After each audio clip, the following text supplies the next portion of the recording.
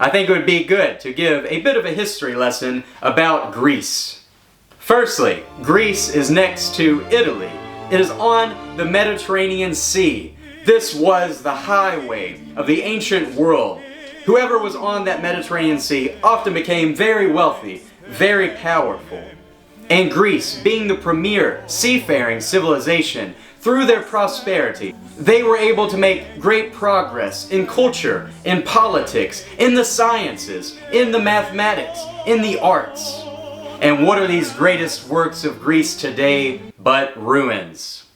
Now, I think it's worth remarking that this grand monument is left in ruins. Great empires fall to ruin. The people who have built it are forgotten. The poems written about it are forgotten.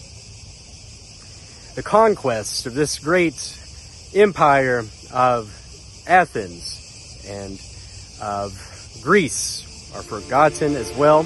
They are lost to time. However, the same Jesus that St. Paul told these Athenians about is still alive. He is not confined to any temple, but he is everywhere with all of us. He is in our very hearts.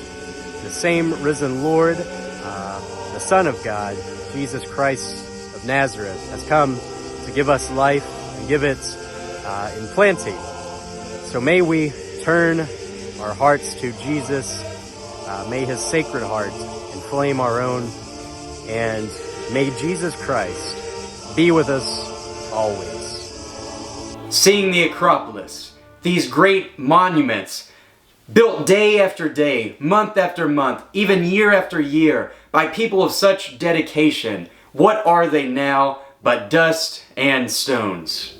Who built them? Who remembers their names? Who remembers the lives of these men and women? What was the cause of the fighting in the Peloponnesian War?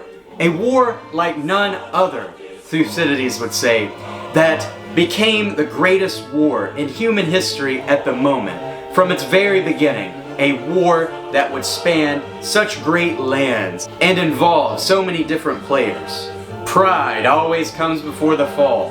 Athens thought that they would never see their demise. But Sparta, this rising power, overcame all of the greatness of Athens. What then happened to Sparta? They were then replaced by the Macedonians as the strongest force in the world.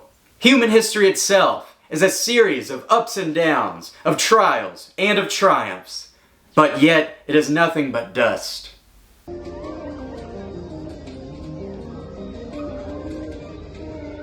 So why did St. Paul want to walk these lands? That is because he had a message to proclaim, a mission to fulfill. He was commissioned by Christ to spread the gospel to the far ends of the world, the same task that we are given today by the same Christ. He was a man most zealous for his Jewish faith, his firmly held beliefs.